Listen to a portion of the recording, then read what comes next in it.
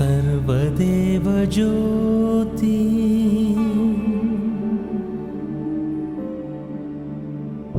अनुग्रह ज्योति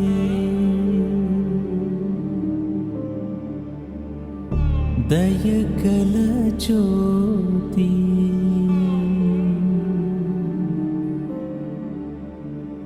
प्रेमगल ज्योति सर्वदेव ज्योति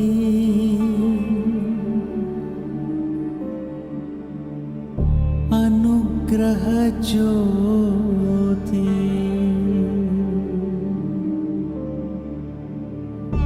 दयगल ज्योति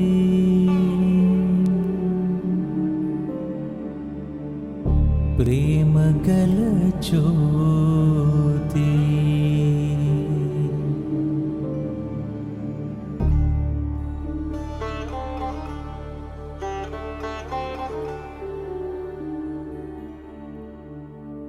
सर्वदेव ज्योति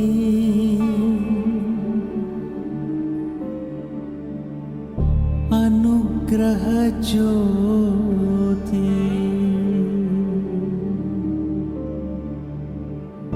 दयगल ज्योति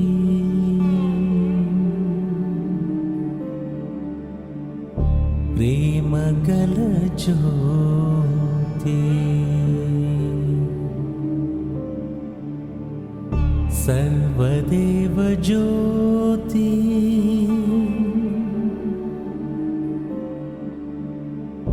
अनुग्रह ज्योति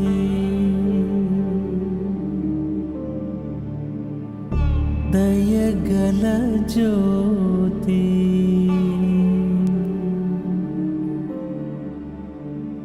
प्रेमगल ज्योति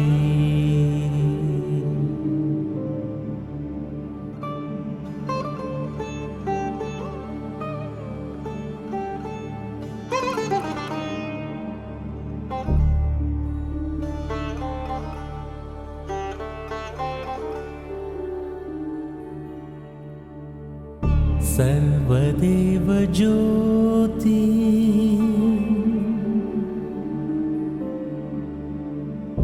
अनुग्रह ज्योति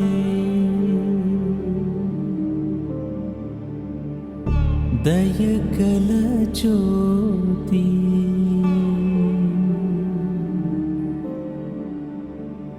प्रेमगल ज्योति सर्वदेव ज्योति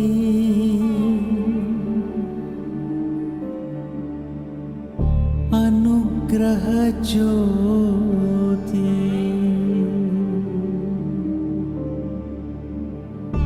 दयगल ज्योति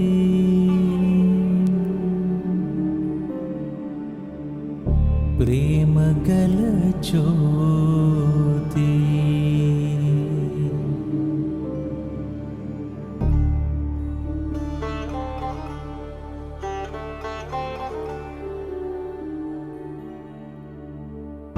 सर्वदेव ज्योति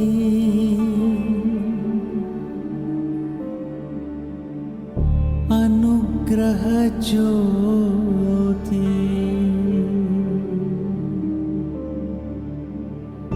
दयगल ज्योति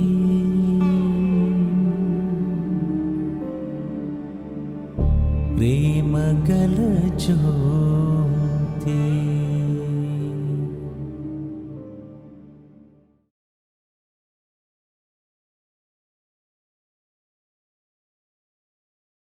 जय श्री अम्मा भगवान।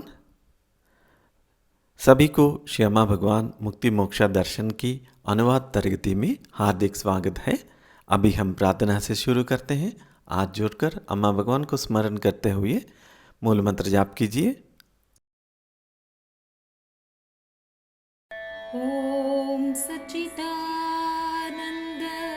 परब्रह्माय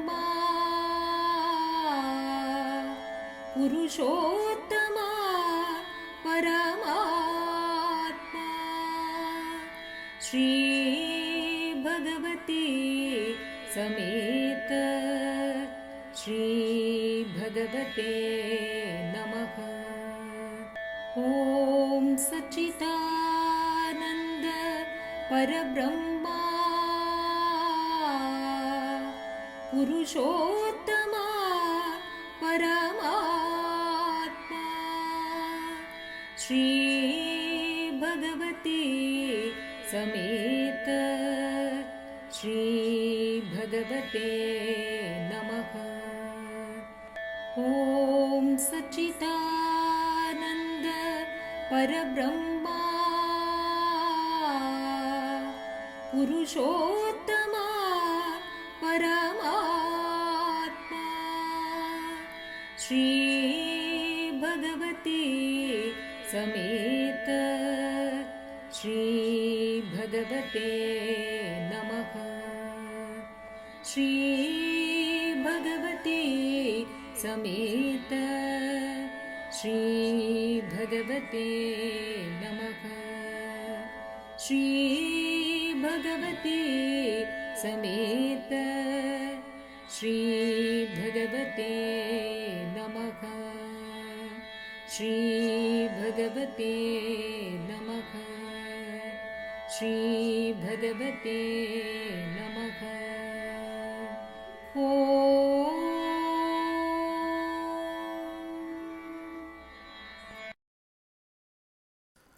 पहला प्रश्न, प्रिय श्री भगवान, नई शिवमूर्ति का महत्व क्या है?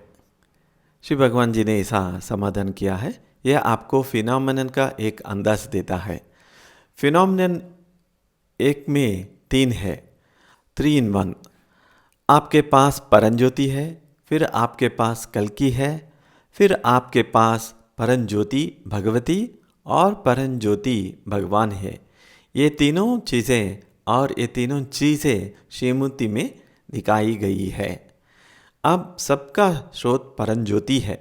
यह कार्य, यह धर्म परंज्योति फिनोमेनन है। परंज्योति भी कल्कि के रूप में कार्य करती है, इसीलिए उन्हें परंज्योति कल्कि कहा जाता है। यह परंज्योति भगवती और परंज्योति भगवान के रूप में भी कार्य करता है, जो उस रूप में भी केवल परंज्योति ही है। इसीलिए हम कहते हैं कि यह 3 in 1 है, लेकिन कार्य भिन्न है। परंज्योति जो चित्र आप देखते हैं उसमें आपको एकम के ऊपर परम ज्योति दिखाई देती है। अब यही सबूत हम आपको दे रहा है।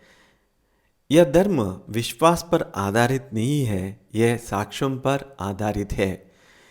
किसी ऐसी चीज़ के रूप में साक्ष्य जिसकी फोटो खींची जा सके। उदाहरण के लिए ऐसी तस्वीरें हैं कि सोम कैसे बन रहा है, सोम के तत्व कैसे बाहर से आते हैं और अनुष्ठानों में प्रवेश करते हैं और फिर सोम बन जाता है। इसकी तस्वीरें हमारे पास है। इसीलिए जहाँ भी संभव हो हमारे पास भौतिक साक्ष्य है और अन्य मामलों में हमारे पास मिस्टिकल साक्ष्य है, लेकिन किसी भी तरह से हमारे पास सबूत है। तो यहाँ यह परम ज्योति वास्तव में वर्षों पहले एकम के शीर्ष पर प्रकट हुई है और इसी फोटो खींची गई। अब हमारे पास इस साक्ष्य को पढ़ाने का एक तरीका है और हमें इसके बारे में क्या करना चाहिए। जो भी साक्ष्य सामने आते हैं हम उनके माध्यम से धर्म के गति को समझाने का प्रयास करता है। अब यह एक संकेत था कि परम ज्योति वहाँ स्थापित होना चाहती है और एक मंदिर का पूरा निर्माण एक बहुत ही अजीब तरह का संयोग था। 600 साल पहले इसे डिज़ाइन करने वाला वास्तविक व्यक्ति उड़ीसा में रहता था, एक सिद्ध योगी था और उसने इसे अपने परिवार के पास रख लिया और कहा कि भगवान नामक कोई व्यक्ति आपके पास आएगा, उस समय आप यह चित्र सौंप देंगे। और फिर यह हमें सौंप दिया गया और बहुत सारी अजीब घटनाएं हैं। और फिर विशेष वास्तु विशेषज्ञ ने इसे कंप्यूटर में डाला और 2D का चीज़ ली और उसने इसे 3D में बनाया और यह इमेज दिखाई दी। इसीलिए हमें स्टेप बाय स्टेप निर्देशित किया गया कि इसे कैसे बनाया जाए। इसमें मार्बल भी शामिल है जिसका उपयोग किया जाना चाहिए और लकड़ी जिसका उपयोग किया जाना चाहिए। हर चीज़ का मार्गदर्शन किया गया। तो अब यह वास्तविक मंदिर के लिए ऊर्जा क्षेत्र बनाया गया है। मंदिर का निर्माण अभी भी चल रहा है। इसका निर्माण ग्राउंड फ्लोर में किया जा रहा है। अब हम आगे बढ़ने के सिग्नल का इंतज़ार कर रहे हैं और तभी परंज्योति प्रकट हुई। सवाल यह था कि हमें परंज्योति को कहाँ रखना चाहिए, क्योंकि परंज्योति फिनोमेनन के लिए एक जगह होनी चाहिए जहाँ इसे रखा जाना चाहिए। तो परंज्योति वहाँ एकम के शीर्ष पर प्रकट होती है, जिसका मतलब था कि मुझे यहाँ रखा जाना चाहिए और अन्य शर्त दी गई। वह सब बिल्कुल मंदिर के ग्राउंड फ्लोर में फिट किया जा सकता है। इसीलिए आप में से कुछ लोगों ने निर्माण कार्य होते हुए देखा होगा। इसे पूरा होने में 3 साल और लग सकते हैं और वहाँ परंज्योति स्थापित किया जाएगी। संभवतः अब से 3 वर्षों बाद कुछ अनुष्ठानों के साथ। अब इसका प्रमाण यह चित्र है। एकम के शीर्ष पर परंज्योति प्रकट हो रही है, जिसका अर्थ है कि वहाँ मंदिर बनाया गया है। एकम स्वयं एक मंदिर है। इसके अंदर ग्राउंड फ्लोर में मंदिर बनाया गया है। अब क्या होगा जब वह बन जाएगा, उद्घाटन हो जाएगा, लोग आ जाएंगे, तो परंज्योति का शक्ति कई गुण बढ़ जाएगी। इसमें अकल्पनीय वृद्धि होगी, शायद दुनिया ने कभी नहीं देखी होगी। वह शक्ति होगी और इस शक्ति के परिणाम क्या होंगे? सबसे पहले ये प्रक्रिया को गति देने का मदद करेगा। धर्म वास्तव में एक प्रक्रिया है। इससे प्रक्रिया को गति देने के में मदद मिलेगी। इससे स्वर्ण युग की शुरुआत में तेजी आएगी। स्वर्ण युग शुरू हो गया, लेकिन परंज्योति स्थापित होने के बाद यह और अधिक स्पष्ट और शक्तिशाली हो जाएगा। और एक बार ऐसा हो जाने पर पूरा मूवमेंट बहुत तेज़ी से आगे बढ़ेगा और जो स्वर्ण युग आया है वह बहुत तेज़ी से आगे बढ़ेगा। और इसके परिणाम क्या होंगे? पहला, देश की दृष्टि से कहे तो भारत नामक एक देश तब विश्व का विश्व गुरु बनेगा।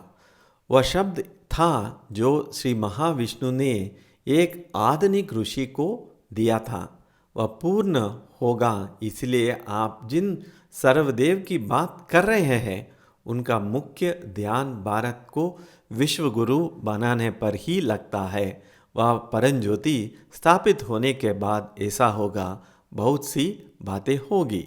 इसलिए उसे विश्वगुरु बनने के लिए आर्थिक रूप से बहुत मजबूत बनाना होगा। इसे मानसिक रूप से बहुत मजबूत बनाना होगा। इसे कई तरीकों से मजबूत बनाना होगा।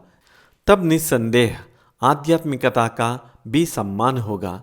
जैसे कि आप सभी जानते हैं कि भारत पूरी दुनिया में सबसे अधिक आध्यात्मिक देश है। हमारी तमाम अवज्ञाओं और समस्याओं के बावजूद यह अभी भी दुनिया के सबसे आध्यात्मिक देश है और उसे विश्व का विश्वगुरु बनाना चाहिए, जिसे विश्व को शांति और समृद्धि और चैतन्य के उच्च स्तर की ओर ले जाना चाहिए। यही भारत और भारत के लोगों की भूमिका है। और परंज्योति स्थापित हो जाने के बाद यह बहुत तेजी से होगा। इधर परंज्योति को भी आफ्टर लाइफ के बाद, मृत्यु के बाद के जीवन की चिंता है। मूल रूप से आपको नरक की झलक दिखाने के लिए भेजा गया है। आपको नरक की झलक देना बहुत महत्वपूर्ण है, क्योंकि यह न केवल आपको बदलता है बल्कि आपको जागृत भी करता है। जैसे जैसे आप बार बार आना जाना शुरू करेंगे तो आप अपने पूर्वजों को स्पष्ट रूप से देख पाएंगे और अपने पूर्वजों की मदद कर पाएंगे।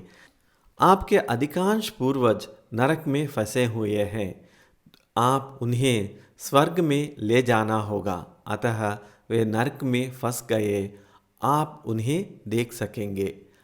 आप में से बहुत लोग अपने माता पिता, अपने चाचा चाची, अपने दादा दादी नरक को देख पाएंगे। आप नहीं जानते, लेकिन आप जान पाएंगे कि आपके रिश्तेदार नरकलोक में हैं। यह मेरी दूसरी पीढ़ी, तीसरी पीढ़ी है, और हमने यह भी बताया कि आपको कैसे जाना चाहिए और उनकी मदद करनी चाहिए, अन्यथा विनाशकारी होने वाला है। तो ये सिर्फ आपके लिए नहीं, आपके लिए और आने वाली पीढ़ियों के लिए भी काम करता है। यह उन पीढ़ियों के लिए भी है जो पहले जा चुकी है।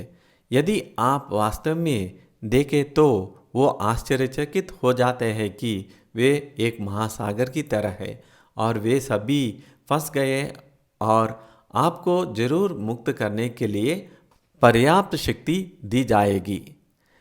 परम ज्योति इसमें आपकी मदद करेगी।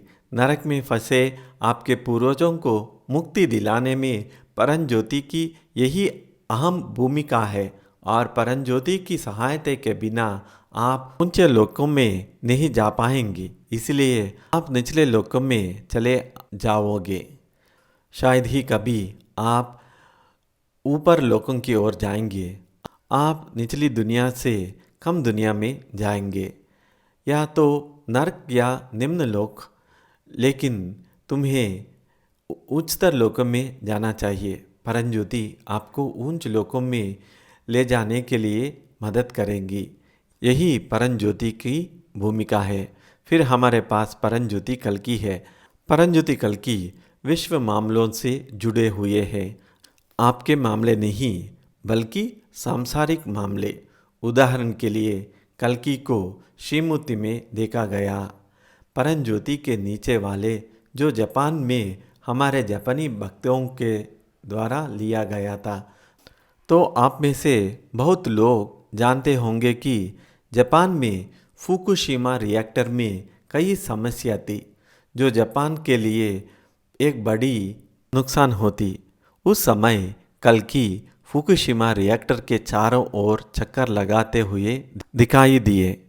जापानियों ने उसकी 2 तस्वीरें ली और कल्कि जापान में बहुत लोकप्रिय है, और वे कल्कि से प्रार्थना कर रहे थे कि और वे कल्कि को घूमते हुए भी देख पा रहे थे।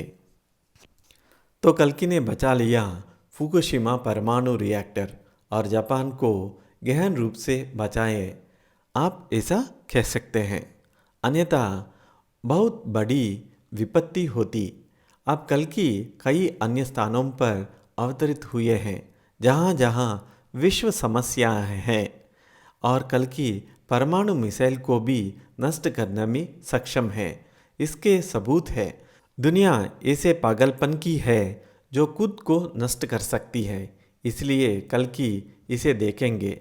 कल्कि संसार का विनाश नहीं करेगा, कल्कि यथासंभव संसार को बचेगा, और निश्चित रूप से कल्कि विश्व मुक्ति के विश्व जागृति में भी शामिल है। एक बार हमारे पास ये सभी चीज़ों 81,000 सदस्य हो जाए तो कल्कि विश्व जागृति विश्व ज्ञानोदय के लिए जाएंगे। इसीलिए कल्कि प्रापंचिक मुद्दों से जुड़े हुए हैं। परम ज्योति मृत्यु के बाद आपके जीवन में शामिल है, आपके लिए और आपके पूर्वजों के लिए और सभी के लिए। और कल्कि दुनिया के मुद्दों में उलझी हुई है। इसके बाद परम ज्योति भगवती और परम ज्योति भगवान आते हैं, जो आपके मुद्दों से जुड़े रहने के लिए चिंतित है। वो आपके बारे में चिंतित है। उसमें परम ज्योति भगवती को इहम की चिंता है और परम ज्योति भगवान को परम की चिंता है। अलग अलग कार्य इस श्रीमूर्ति में दिखाया गया है। ये 3 in 1 है, लेकिन वे अलग अलग कार्य करता है, तो वे 3 in 1 है। श्रीमूर्ति इसी की प्रतिनिधित्व करते हैं और वहाँ श्रीमूर्ति होगी जिसे आप अधिक से अधिक वितरण करेंगे ताकि लोग इसे समझ सकें और इसके संपर्क में आ सके। और भगवती भगवान जिन्हें आप लाइट फॉर्म में देख रहे हैं वह वास्तविक चित्र है जो कई अवसरों पर हुआ है जहाँ अम्मा भगवान भगवती भगवान बन गए हैं, ज्योति स्वरूप में रूपांतरित हो गया और उसका प्रतिनिधित्व करता है। चमत्कार तो भगवती भगवान ही करते हैं, अम्मा भगवान अवतार है। इस कार्य को स्थापित करने आए हैं अवतार। भगवती भगवान स्पेस बीइंग्स है, लाइट बीइंग्स है। वे पूरे ग्रह पर है और वे आपके लिए चमत्कार कर सकते हैं और आपको आशीर्वाद दे सकते हैं।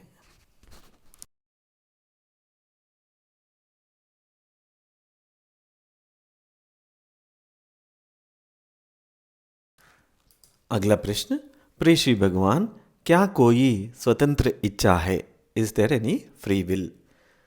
श्री भगवान जी ने ऐसा समाधान दिया है। धर्म की सबसे महत्वपूर्ण शिक्षाओं में से एक है कि स्वतंत्र इच्छा जैसे कोई चीज नहीं होती, लेकिन आपने 1000 वर्षों से विभिन्न धर्मों में इस विचार को आगे बढ़ाया है कि स्वतंत्र इच्छा होती है। यह धर्म बहुत यूनिक है, अनूठा है। यह अन्य धर्मों की तरह नहीं है, यह बहुत स्पेशल है। ये स्वर्ण युग के लिए नया युग का मार्ग प्रशस्त करता है। और एक महत्वपूर्ण शिक्षा यह है कि स्वतंत्र इच्छा जैसे कोई चीज़ नहीं होती। आप सभी रोबोट है, आप बायो रोबोट है, आप नियंत्रित है और आप कल्पना करते हैं कि आप नियंत्रण में है। कोई आप नहीं है और आप कल्पना करते हैं कि आप नियंत्रण में हैं। जब कोई आप नहीं है तो आप नियंत्रण में कैसे हो सकते हैं? आप नियंत्रित हो रहे हैं।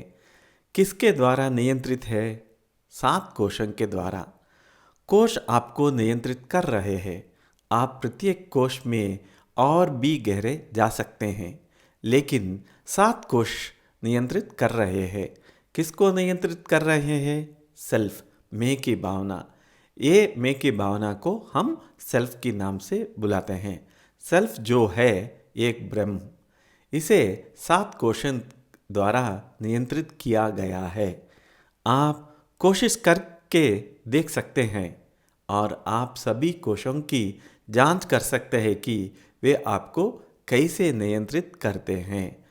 उदाहरण के लिए मान लीजिए आपको बहुत बहुत भूख लगी है, तो आपको देखना चाहिए कि आपका विचार कैसे है, आप क्या शब्द बोलते हैं या आपके कार्य क्या थे।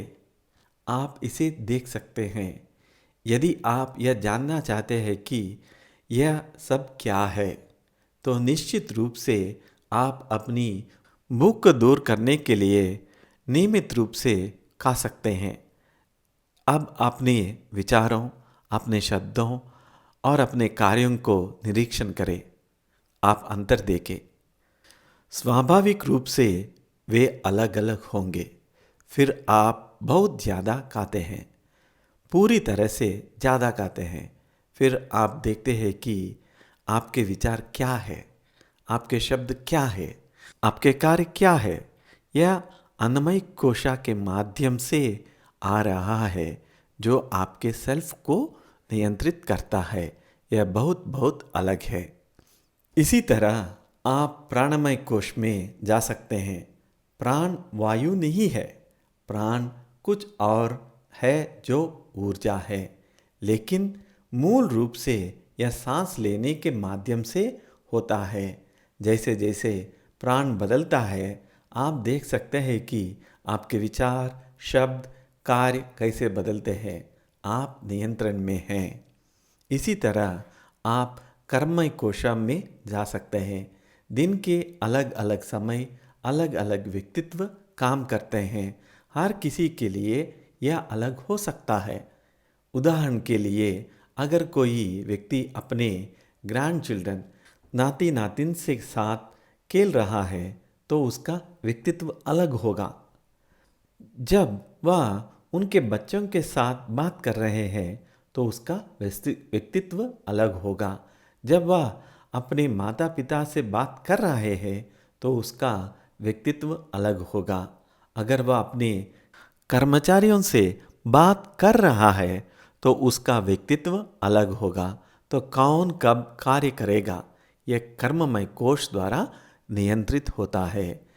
जब आप मनोमय कोशा में जाते हैं तो यह आपकी कंडीशनिंग पर निर्भर करता है।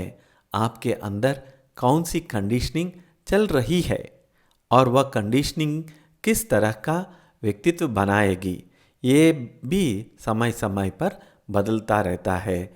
यह पूरे दिन एक जैसा नहीं रहेगा। आप इसे देख सकते हैं जैसे आपका बीपी रक्तचाप पूरे दिन एक जैसा नहीं रहता, यह बदलता रहता है। इसी तरह यहाँ भी आप पाएंगे कि व्यक्तित्व बदलते रहते हैं। हम और भी आगे जा सकते हैं। इस चीज़ की जांच विज्ञानमय कोश ज्ञानमय कोश माध्यम से की जा सकता है। आप सभी कोशों को देख सकते हैं। यदि आप इसका अनुभव कर सकते हैं और आप देख सकते हैं कि यह हर समय कैसे बदल रहा है। आप पूरे दिन एक ही व्यक्ति नहीं होते हैं। हालांकि आपको ऐसा लगता है आप अलग अलग समय पर अलग अलग होते हैं। आपके व्यवहार अलग है, आपके विचार अलग है, आपके कार्य अलग है। हालांकि आप जनरलाइज करना और कहना पसंद करते हैं। कुछ चीज़ों सामान्य हो सकती है लेकिन फिर अलग अलग व्यक्तित्व होते हैं, इसीलिए अलग अलग निर्णय लिया जाएंगे।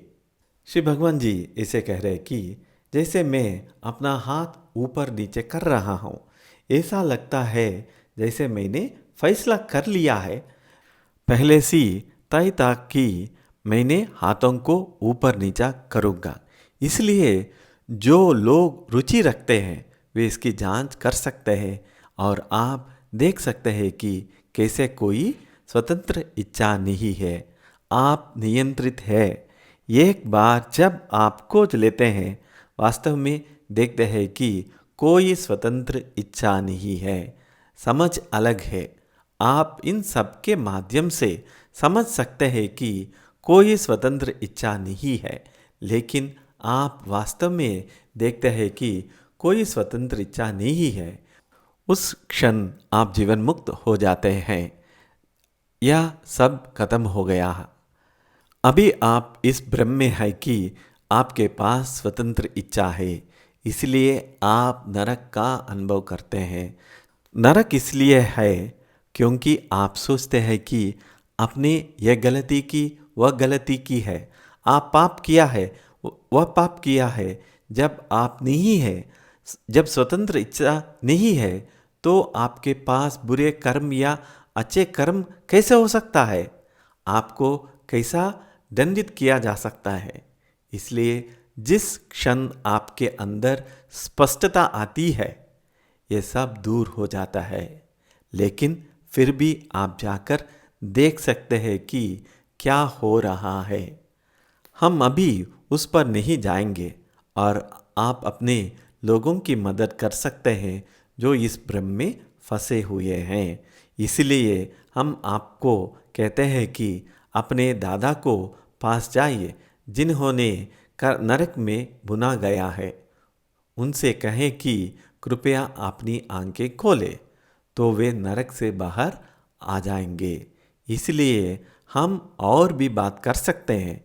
इसलिए आपको यह याद रखना चाहिए कि इस धर्म में फ्री विल स्वतंत्र इच्छा जैसे कोई चीज़ नहीं है। जबकि आप सोचते हैं कि स्वतंत्र इच्छा है और स्वतंत्र इच्छा के साथ बुरे कर्म, अच्छे कर्म और या व नरक और अन्य चीज़ें आती है, सब कुछ आता है।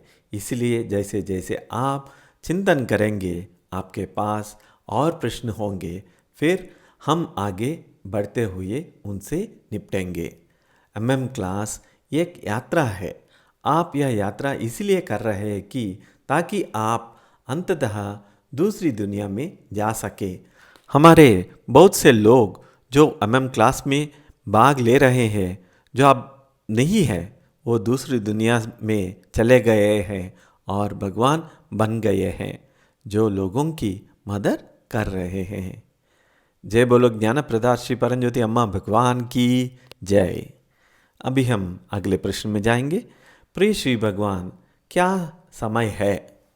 श्री भगवान जी का समाधान, एक वैज्ञानिक के रूप में न्यूटन का मानना था कि पूर्ण समय जैसा कोई चीज होती है, एब्सोल्यूट। अब एक वैज्ञानिक के रूप में आइंस्टीन का मानना था कि समय सापेक्ष है। समय तो है लेकिन सापेक्ष है, समय निरपेक्ष नहीं है। जैसे कि न्यूटन ने कहा था कि समय निरपेक्ष है, आइंस्टीन ने सिर्फ इतना ही नहीं कहा, उन्होंने कहा कि यह सापेक्ष है। हम आध्यात्मिकवादी मिस्टिकल पीपल है, हमें रहस्यवादी भी बुला सकते हैं। हमारा दृष्टिकोण रहस्यवादी दृष्टिकोण है। हम वैज्ञानिक नहीं है जिनका दृष्टिकोण वैज्ञानिक है। हम आध्यात्मिकवादी हैं और हमारा एकमात्र साधन आध्यात्मिक दृष्टिकोण है। आध्यात्मिकवादियों के रूप में हमारे लिए समय जैसी कोई चीज़ नहीं है, यह केवल माया है। पूर्ण रूप से जैसे न्यूटन ने सोचा था कि यह निरपेक्ष है, नहीं। हम न्यूटन से सहमत नहीं है और ना ही हम समय की सापेक्ष प्रकृति से चिंतित है। हमारे लिए समय अस्तित्वहीन है, इसका अस्तित्व नहीं है। और हमारे पास क्या सबूत है? हमारे सबूत आध्यात्मिकवादी अनुभव है, क्योंकि हम उस समय में वापस जा सकते हैं जिसे आप समय में पीछे जाना कहेंगे। हम हजारों साल पीछे जा सकते हैं और ठीक हजारों साल पहले की जिंदगी जी सकते हैं। आप हजारों साल पहले के मंदिर में भी जा सकते हैं। आप आगे बढ़ सकते हैं। आप उस दुनिया में हजारों साल बाद रह सकते हैं। इतना ही नहीं, आप अभी अतीत में रह सकते हैं। आप अभी तथाकथित वर्तमान में रह सकते हैं। आप अभी तथाकथित भविष्य में रह सकते हैं। तीनों ही आप एक ही समय में रह सकते हैं। तीनों को याद रखे, मैं हमेशा आपस में रहता हूँ कि हम साथ साथ रहते हैं। जब अतीत है उसी समय भविष्य है, वर्तमान है। तो समय क्या है? हम आध्यात्मिकवादी की तरीके से देख सकते हैं तो हम ब्रह्मांड की शुरुआत को स्पष्ट रूप से देख सकते हैं। हम ब्रह्मांड या क्षण का अंत भी देख सकते हैं। यह बहुत वास्तविक है। तो समय का सवाल कहाँ है? समय माया है, समय एक ब्रह्म है। अगला प्रश्न, प्रिय श्री भगवान, यदि कोई मुक्त नहीं है तो उसे कैसे जीना चाहिए?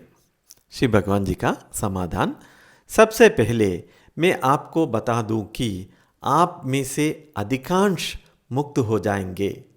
खास तौर पर एक बार जब हमारा मंदिर खुल जाए, परमज्योति का मंदिर खुल जाएगा, संभवतः अब से 3 साल बाद चीज़ें बहुत तेज़ी से घटित होगी। उस ऊपरी मंजिल में यहाँ मुक्त के लिए है या ध्यान के लिए है। मंदिर पूजा, अनुष्ठान और प्रार्थना के लिए बनाया गया है, जो इहम परम और मुक्ति दोनों के लिए है। एक बार यह तैयार हो जाए तो हम तेज़ी से आगे बढ़ेंगे। मान लीजिए कि हम सामान्य लोगों के लिए कहें जो मुक्त नहीं है, जो मुक्ति के लिए भावुक नहीं है, जो सिर्फ जीना चाहते हैं, तो उनके लिए हम जो दिशा निर्देश देते हैं वह है जियो, खुद का आनंद लो। यह दुनिया बहुत सारी अद्भुत चीज़ें दे सकती है, इसलिए आप उन सभी का आनंद ले सकते हैं। इस दुनिया का आनंद लो। जैसे आप अन्य दुनिया का आनंद लेते हैं, वैसे ही आप इस दुनिया का भी आनंद ले सकते हैं।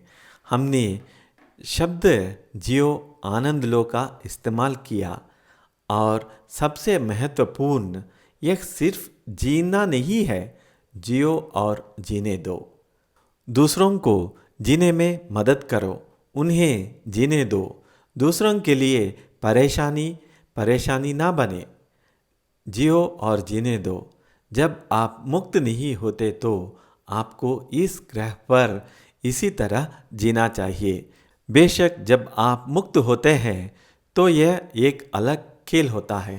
आप अभी मुक्त नहीं है तो जियो और जीने दो।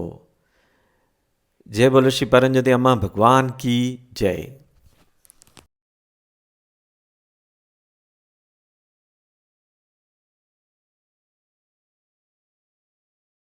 अगला प्रश्न। पाद प्रणाम मेरे प्रिय श्री भगवान। स्पेस क्या है? स्थल बोलते हैं, ये क्या है? श्री भगवान जी का समाधान, यह समझना थोड़ा मुश्किल है, लेकिन एक बार जब आप एक अच्छे मिस्टिक बन जाते हैं, दैविक अनुभव आपको प्राप्त होता है, तो यह सभी दिखाया जा सकता है। स्पेस भी मौजूद नहीं है। जैसे हमने आपको बताया कि समय मौजूद नहीं है, स्पेस भी मौजूद नहीं है। उदाहरण के लिए अगर आप मिस्टिक हैं तो आप देख सकते हैं, आप एक बाल के एक रेशे में लाखों ब्रह्मांड का अनुभव कर सकते हैं। सिर्फ एक बाल और आप लाखों ब्रह्मांड देख सकते हैं। इसमें क्या मतलब है? यह सिर्फ एक अनुभव है। इसी तरह आप सभी लोगों को बहुत छोटा कर सकते हैं। जहाँ एक बस में 1000 लोग जा सकते हैं, जहाँ 100 अपार्टमेंट हैं, 200 लोग रह रहे हैं, लेकिन वहाँ 2000 लोगों को रख सकते हैं। सभी आवास समस्या हल हो जाएगी, सभी समस्या हल हो जाएंगे। लोगों को इतना छोटा किया जा सकता है, इससे आपको कोई फर्क नहीं पड़ेगा। इसे उसी अनुपात में बढ़ाया जा सकता है, आपको फर्क नहीं दिखेगा। तो यह वास्तव में मौजूद नहीं है। उसी स्थान पर आप देख सकते हैं कि कल क्या हुआ था, वही आप देख सकते हैं कि आज क्या हो रहा है, और वही आप देख सकते हैं कि कल क्या होगा। तो वहाँ कोई परम स्थान नहीं है। जो कुछ भी है उसे हम अनुभव कर सकते हैं। हम अनुभव करते रह सकते हैं कि जिसे हम वास्तविक मानते हैं, यह वास्तविक प्रतीत होता है, क्योंकि आप इसी तरह कार्य कर सकते हैं। लेकिन उच्चतर क्षेत्रों में यह अलग है। इन सब के बारे में आपको चिंता करने की ज़रूरत नहीं है। बस इसे अपने पास रखें। जब समय आएगा जब आपको दैविक आयाम खुलेगा, मिस्टिकल डायमेंशन खुलेगा, तो ये सब दैविक अनुभव की तरीके से अनुभव किया जा सकता है, जो आपको उच्चतर दुनिया को समझने में मदद करेगा। उच्चतर लोकों बहुत अलग है। यह उच्चतर दुनिया में बहुत मददगार होगा, इस दुनिया में उतना नहीं। अगला प्रश्न। प्रिय श्री भगवान, कुछ देवता हमारी प्रार्थना सुनते हैं जबकि अन्य नहीं सुनते, इसका क्या कारण हो सकता है? श्री भगवान जी का समाधान, मैं आपको बता रहा हूँ, ब्रह्मांड आपके विचार से बहुत अलग है। यह वहाँ नहीं है जो आप सोचते हैं। यह बहुत बहुत अलग है। अपने मनुष्यों को देखा है और अपने ग्रह को भी देखा है, लेकिन ग्रह के चारों ओर बहुत सारे ऊर्जा क्षेत्र हैं। इसे नंगी आंखें से या वैज्ञानिकों द्वारा नहीं देखा जा सकता है। यह अलग है, जिसे केवल एक मिस्टिक रहस्यवादी ही देख सकता है। प्राणियों की विविधताएं हैं। यदि आप लाइट बीइंग्स को लो तो फिर से लाइट बीइंग्स की विविधताएं हैं। छोटे लाइट बीइंग्स, बड़े लाइट बीइंग्स, सफ़ेद रंग वाला, नील रंग वाला, गुलाबी रंग, सभी प्रकार के रंग, आकार और आकृतियाँ भी। कुछ ट्यूब जैसे, कुछ मानव रूप धारण के, कुछ बॉल जैसा, सभी प्रकार की विविधताएं आप देख सकते हैं। स्पेस बीइंग्स को आप बेशक नहीं देख सकते, लेकिन वहाँ भी विविधताएं हैं, शक्तियाँ हैं, और इन सभी जीवों में से आपको यह नहीं सोचना चाहिए कि सभी सच्चे हैं। अच्छे प्राणी हैं, बहुत अच्छे प्राणी हैं, बुरे प्राणी हैं, बहुत बुरे प्राणी हैं। ये सभी प्रकार के प्राणी हैं। हम उनके बारे में बात नहीं करते हैं। अगर आप उनके बारे में बात करते हैं तो आप उन्हें आमंत्रित करते हैं। हम अक्सर लोगों से हाथ से ताली बजाने के लिए कहते हैं। अगर आप हाथ से ताली बजाते हैं तो ये नकारात्मक ऊर्जाएं बाहर निकल जाती हैं, इसलिए आप ताली बजाते हैं। कभी कभी वे कहते हैं भजन के लिए आप ताली बजाते हैं। हम आपको ये सभी अर्थ नहीं बताते क्योंकि हम नहीं चाहते हैं कि आप उन लोगों के बारे में ज़्यादा सोचें। तो कुछ सेवक हैं। अब मैंने आपको कुछ समय पहले बताया था कि कैसे हमारे कुछ डिवोटीज जो पूरी दुनिया से पार हो चुके हैं, वो देवता बन गए हैं और वे लोगों की मदद कर रहे हैं। तो वे किसकी मदद कर रहे हैं? वे अपने रिश्तेदारों की मदद कर रहे हैं, वे अपने दोस्तों की मदद कर रहे हैं, उनका उनसे संपर्क है और वे उनके बारे में भी सोच रहे हैं। तो संपर्क बहुत ज़रूरी है।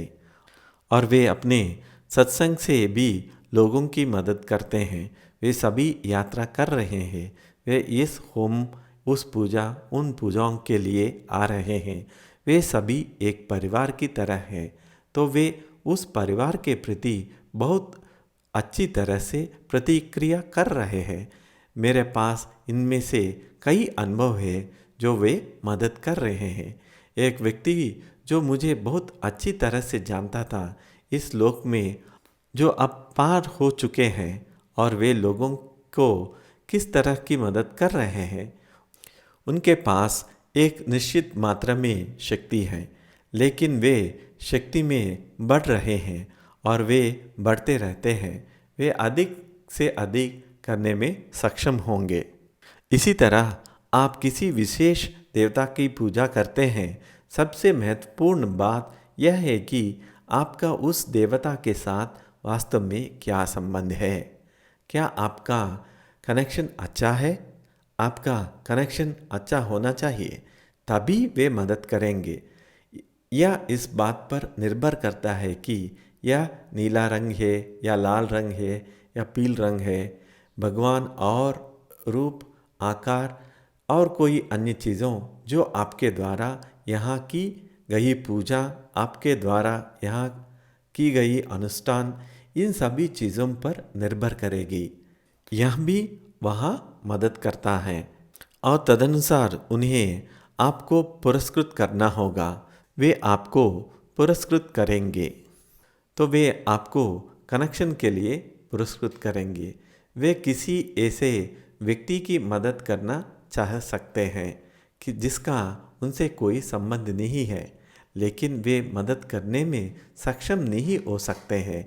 और मान लीजिए आप किसी विशेष भगवान की पूजा कर रहे हैं और वह विशेष भगवान उस विशेष समय पर आपकी मदद करने में सक्षम नहीं है। ये सभी बाधाएं हैं। ऐसा नहीं है कि आप बस कुछ भी कर सकते हैं, ऐसा नहीं। कोई दूसरा भगवान है जो यह सब देख रहा है, तो वे दोस्त हो सकता है।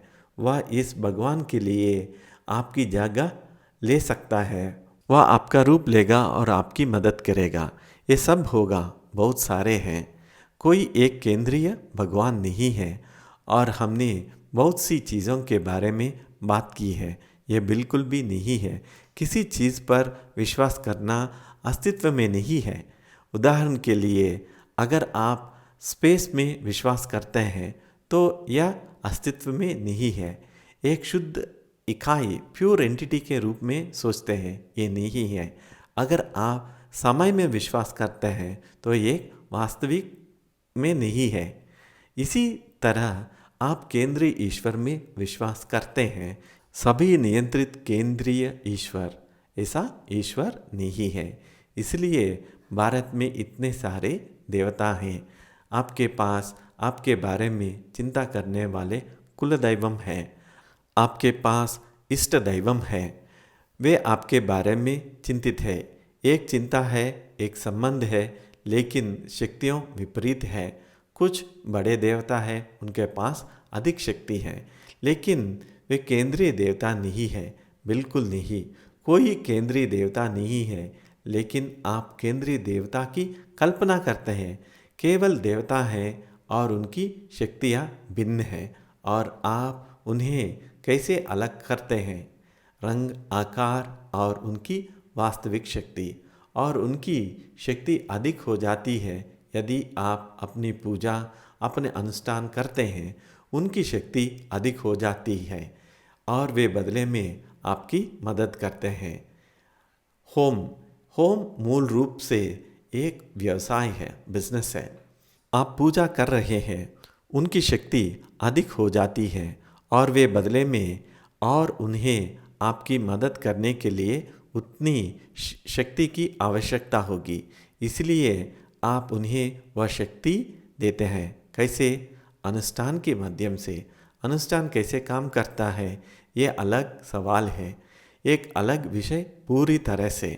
तो भारतीयों को हजारों साल पहले से जानते हैं।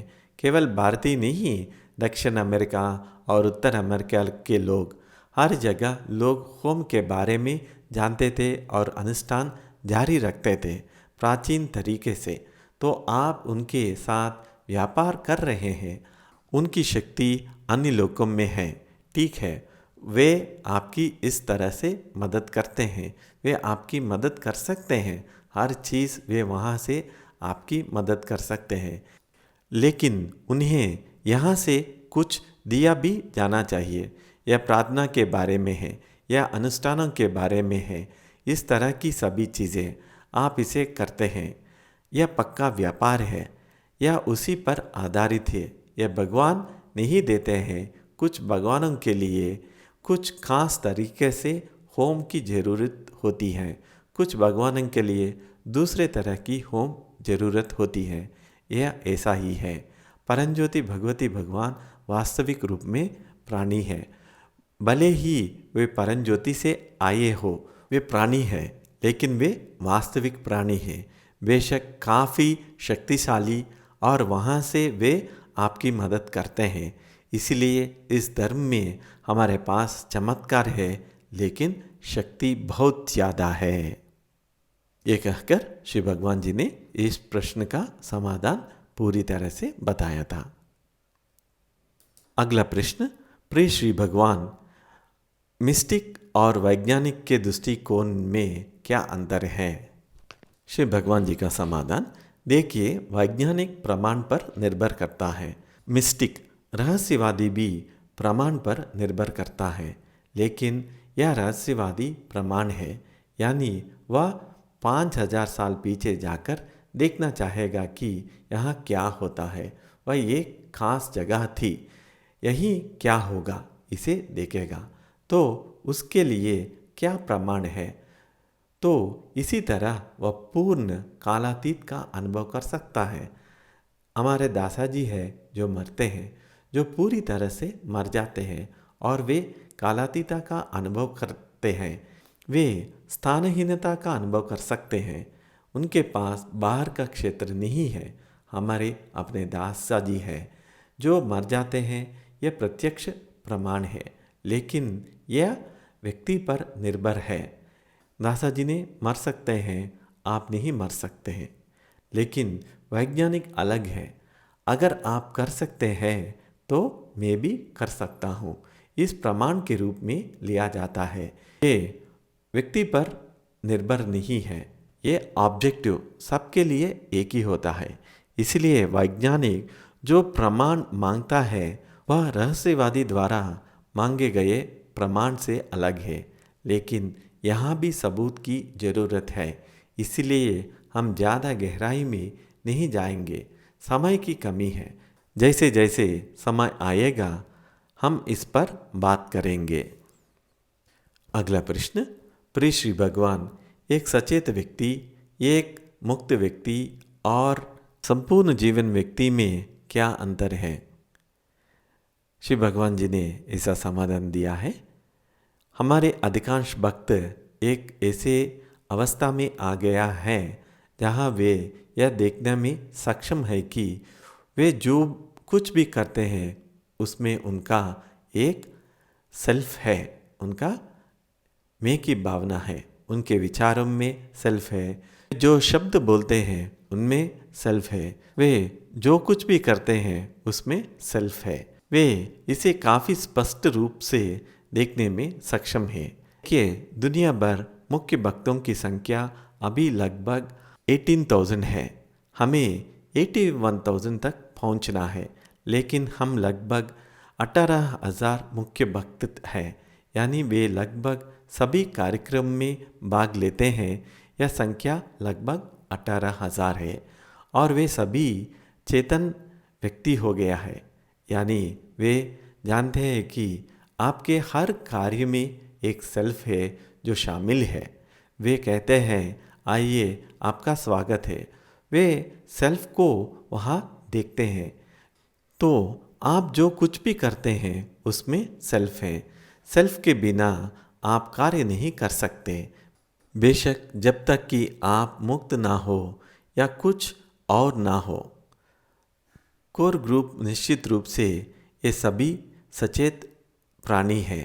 वे जानते हैं कि सेल्फ वहाँ है, सेल्फ हर जगह है और फिर कम संख्या में लोग मुक्त हो गया है, यानी वे सेल्फ को क्रिया में देख पाते हैं क्योंकि वह शामिल है। तुरंत वे देख सकते हैं। पहले उसे कार्य करना होता है, जिस क्षण वह कार्य करता है तुरंत वो उसे देख पाते हैं।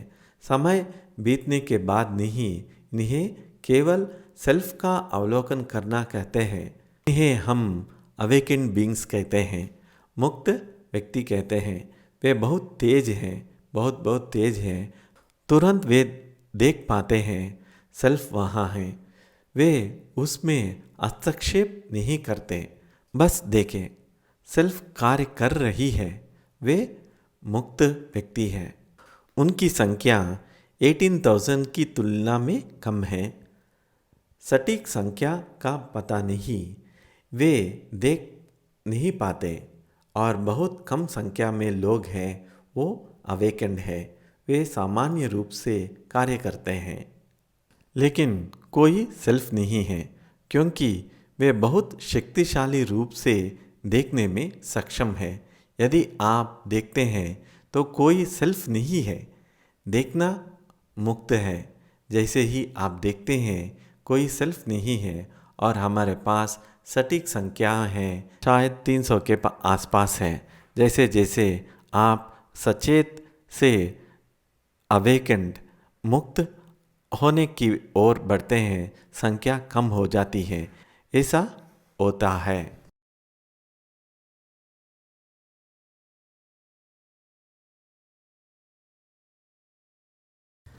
अगला प्रश्न, प्रिय श्री भगवान, धर्म में हमें क्या समझाना चाहिए? श्री भगवान जी का समाधान, धर्म में दो चीज़ों को समझना सबसे महत्वपूर्ण है, समझना और देखना। ये दोनों अलग अलग चीज़ें हैं जिन्हें आपको समझना चाहिए। समझना बुद्धि उपयोग करके समझना है। उदाहरण के लिए आप देखते हैं कि सेल्फ हर जगह है, ये इंटेलिजेंस के रूप में समझना है।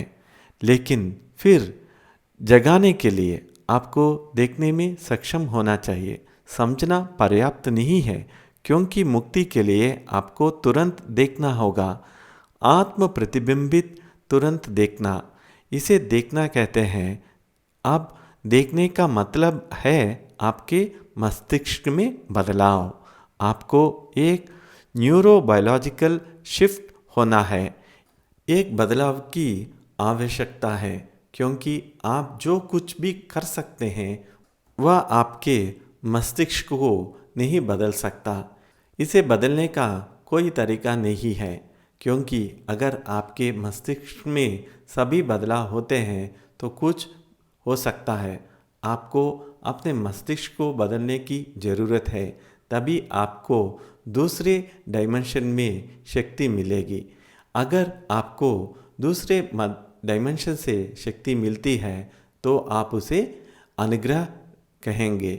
इसलिए आप अपने आप कुछ नहीं कर सकते।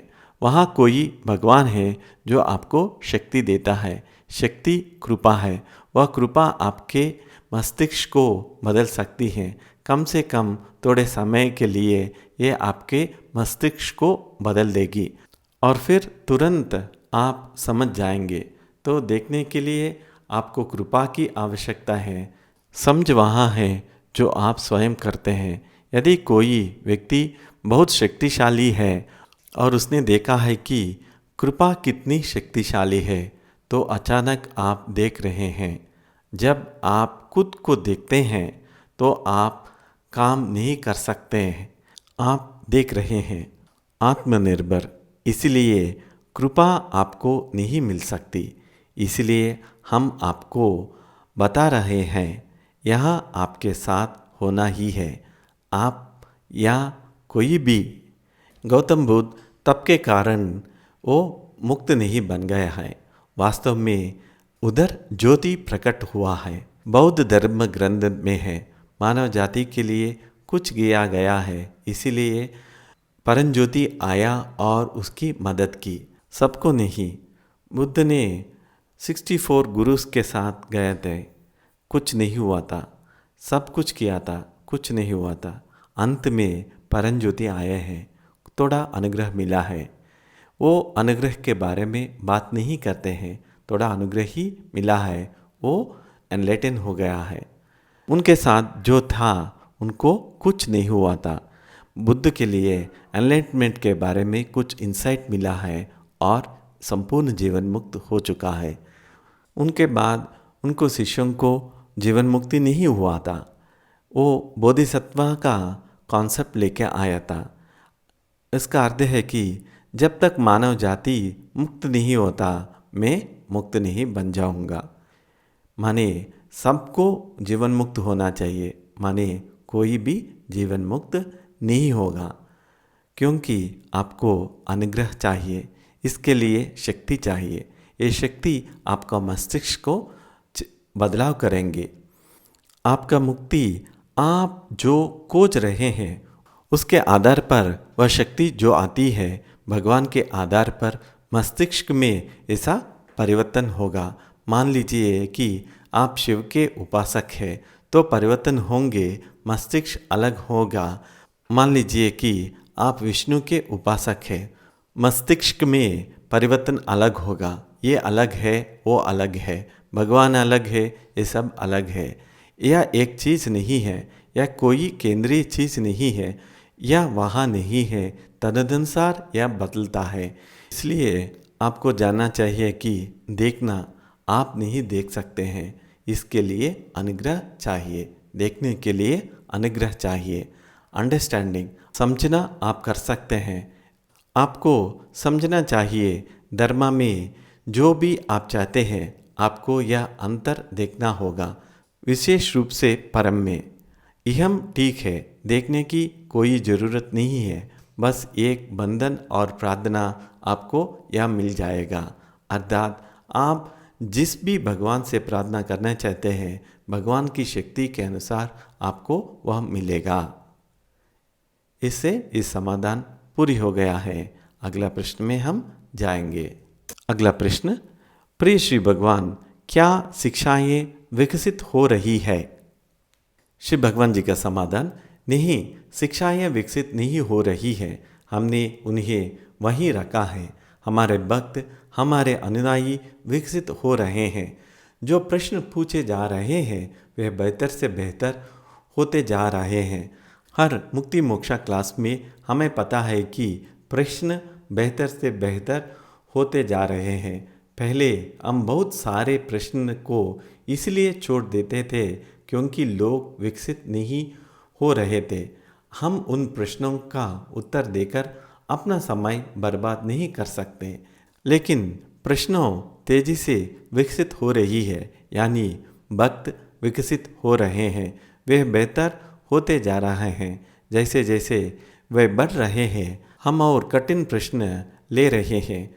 लोगों ने हमसे कहा है कि कृपया कठिन प्रश्न ना पूछे क्योंकि लोग समझ नहीं पाते। तो कमतर प्रश्न पूछे, उच्चतर स्तर के प्रश्न नहीं। हम कब तक कमतर प्रश्नों के साथ चल सकते हैं? और अब हमें प्रोत्साहित भी किया गया है। हमने एक अध्ययन किया और हमने पाया कि गांव के लोग जो कहाँ जा रहा है उसे समझने में सक्षम हैं। ये काफ़ी आश्चर्यजनक है। और इतना ही नहीं, हमने पाया कि गांव की महिलाएं भी समझने में सक्षम हैं। वे इनमें से कुछ बातों पर चर्चा कर रहे हैं और वे समझ पा रहे हैं, सही ढंग से वे समझ पा रहे हैं। इसलिए इससे हमें भरोसा मिलता है कि हम उच्चतर स्तरों पर आगे बढ़ते रहें और स्तरों को कम ना करें। लोगों की ओर से भी स्टैंडर्ड को कम करने की बहुत मांग है। इस तरह स्थिति में कोई भी लेने वाला नहीं है। यह लोगों के लिए अधिक मनोरंजन होना चाहिए। अब हम उस उद्देश्य के लिए नहीं है। मेरा उद्देश्य यहाँ मनोरंजन करना नहीं है। मेरा उद्देश्य आपको विकसित होने में मदद करना है और उसके बाद आपको दूसरों लोकों में ले जाना है। लेकिन मेरी भूमिका अलग है। मैं यहाँ आपका मनोरंजन करने के लिए नहीं हूँ। इसीलिए मैं अपना समय आपका मनोरंजन करने में नहीं बिताऊंगा, ना ही मैं आपका मनोरंजन करने में सक्षम हूँ। इसलिए यह एक गंभीर मामला है। इसलिए हमें गंभीर प्रश्नों पर ही बने रहना चाहिए और हम अधिक से अधिक गंभीर प्रश्न लेंगे। इसलिए लोग वास्तव में बहुत उत्साहजनक हैं। हमारे कर्तव्यों में वृद्धि देखना बहुत संतोषजनक है और यह देखना बिल्कुल संतोषजनक है कि लाखों लोग समझने में सक्षम हैं। यहाँ तक कि जब वे कुछ वैज्ञानिक शब्दों का उपयोग करते हैं तो वे इस पर ध्यान केंद्रित करने में सक्षम होते हैं या उन्हें किसी समझ आ जाती है। उन्हें इसकी आदत हो रही है और वे गांव की महिलाएं जो शिक्षाओं को सही ढंग से समझ रही है। हमारे लिए सबसे बड़ी खुशी सब्जी बेचने वाले द्वारा प्रोफेसरों को शिक्षाओं की व्याख्या करना यह हो रहा है, खास तौर पर सुनने में। उसे सुनने की बहुत अच्छी आदत हो गई है। ये काफ़ी कठिन विषय है, लेकिन किसी तरह उन्हें इसकी आदत हो गई। इसलिए लोग विकसित हो रहे हैं, भक्त विकसित हो रहे हैं। शिक्षाएं हमेशा मौजूद रहती हैं। शिक्षक विकसित नहीं होते, शिक्षाएं विकसित नहीं होती। हमें आपको जो देना चाहिए वह है प्रश्न। इसलिए हमने कठिन प्रश्न लेने का फैसला किया है। भले ही लोगों का एक वर्ग ने कहा कि कठिन चीज़ों के लिए मत जाओ। ज्ञानप्रदा श्री परमज्योति अम्मा भगवान की जय। अभी अगला प्रश्न, प्रिय श्री भगवान ने यह कार्य कैसे शुरू किया? श्री भगवान जी का समाधान, हाँ, बहुत छोटी उम्र से ही मुझे अपने अनुभव होते रहे हैं। सभी तरह के अनुभव। मुझे इस बात का बहुत अच्छा अंदाजा था कि दुनिया में क्या हो रहा है और यह क्या है। लेकिन मैं कभी भी लोगों के सामने आकर यह कार्य शुरू करने के लिए इच्छुक नहीं था। ऐसा कभी नहीं हुआ। वह सब खत्म हो चुका था। शायद पिछले जन्मों में सब खत्म हो चुका था। फिर थोड़ा समर्पण का दबाव आया और फिर सपित वस्तु भगवान मेरे सामने प्रकट हुए और कहा, उन्होंने कहा बात करो। मेरा रुख था, वह चाहता था कि मैं कार्य शुरू करूं। मैंने कहा नहीं, मैं कार्य शुरू नहीं करना चाहता हूँ। फिर उन्होंने कहा इस तरह की श्रीमूर्ति बनाओ और इसे रखो और किसी से करवाओ। मैं वहाँ रहूँगा और कार्य चलता रहेगा। मैं इसके लिए सहमत था। तो इसी तरह हमने सोमंगलम में कार्य शुरू किया और श्रीमूर्ति को सपित वस्तु भगवान के रूप में रखा गया। फिर दासाओं ने कार्यक्रम आयोजित किए। आचार्य दासा वहाँ थे। और फिर एक दिन क्या हुआ, कुछ पुलिस वाले आए। पुलिस की जीपें दौड़ते हुए आई और उन्होंने कहा कि हमें शिकायत मिली है कि यहाँ वेश्यालय चलाया जाता है। हम इंटेंसिव कार्यक्रम, विशेष कार्यक्रम आयोजित कर रहे हैं। बेशक वहाँ पुरुष थे, महिलाएं थी, पति और पत्नियाँ। किसी ने शिकायत की कि यह वेश्यालय है तो पुलिस दौड़ते हुए आई। और फिर क्या हुआ, उन्होंने पूछा भगवान कहाँ है। लोगों ने कहा कि वहाँ हॉल में जाओ। वे वहाँ है। उस हॉल में केवल श्रीमूर्ति हैं। सभी लोग बाहर थे। अकेले पुलिस अंदर गई। कुछ मिनटों के बाद पुलिस भागते हुई बाहर आई और गेट की ओर भागी। यह चेन्नई के पास एक जगह पर हुआ, नेमम में नहीं। तो वे भागे और फिर वे जीप में कूद गए और वे भाग गए। तो वहाँ क्या हुआ हमें नहीं पता, आज तक नहीं पता। पुलिस और श्रीमूर्ति के बीच में क्या हुआ हमें नहीं पता। उन्होंने कहा हमें शिकायत पत्र मिला था, इसीलिए हम आए थे। इसीलिए काम में बहुत सारी मुश्किल आई, हर तरह की मुश्किलें। क्योंकि आप देखिए, जब भी आप कुछ करते हैं तो दुश्मन भी उतने ही बंदे होते हैं, क्योंकि वे सभी निहित स्वार्थी होते हैं। और वहाँ सपित वस्तु भगवान थे, वे सब कुछ संभाल रहे थे। मैं कभी शामिल नहीं था, ऐसा श्री भगवान जी ने कहा है। और अंतिम प्रश्न, पाद प्रणाम प्रिय श्री भगवान। श्री भगवान के जन्मदिन दीक्षा दर्शन का क्या महत्व है? धन्यवाद श्री भगवान। श्री भगवान जी का समाधान, हम इस स्तर पर आपकी वाइब्रेशन को बढ़ाने की कोशिश कर रहे हैं। इसका अर्थ है कि प्रक्रिया अधिक शक्तिशाली रूप में चलेगी। इसीलिए आपको अवेकन बनाने और एनलाइटेंड बनाने और आपको दूसरों को स्टेट ट्रांसफ़र करने के लिए तैयार करने पर अड़े हुए हैं।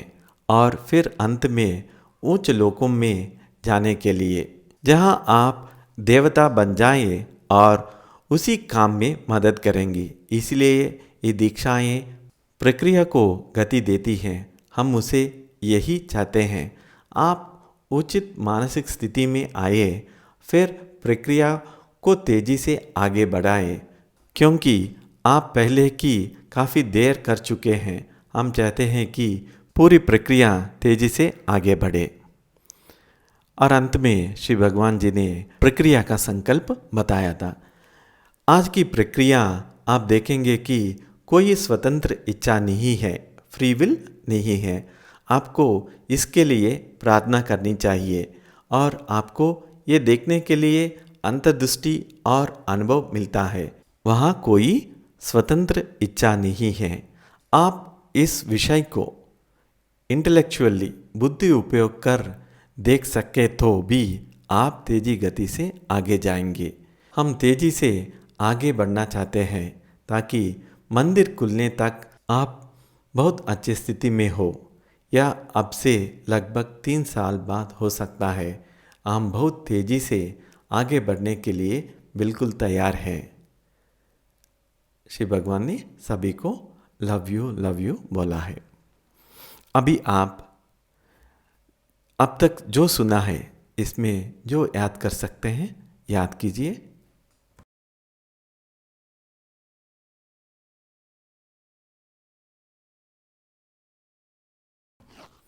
जय बोलो ज्ञान प्रदाता श्री परमज्योति अम्मा भगवान की जय हो।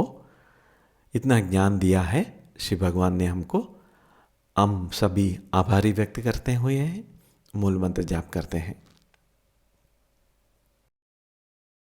ॐ सच्चिदानन्द परब्रह्मा पुरुषोत्तमा परमात्मा श्री भगवती समेत श्री भगवते नमः। ॐ सच्चिदानन्द परब्रह्मा पुरुषोत्तमा परमात्मा श्री भगवती समेत श्री भगवते नमः। ॐ सच्चिदानन्द परब्रह्मा पुरुषोत्तमा परमात्मा श्री भगवती समेत श्री भगवते नमः। श्री भगवती समेत श्री भगवते नमः। श्री भगवती समेत श्री भगवते नमः। श्री भगवते नमः। श्री भगवते नमः।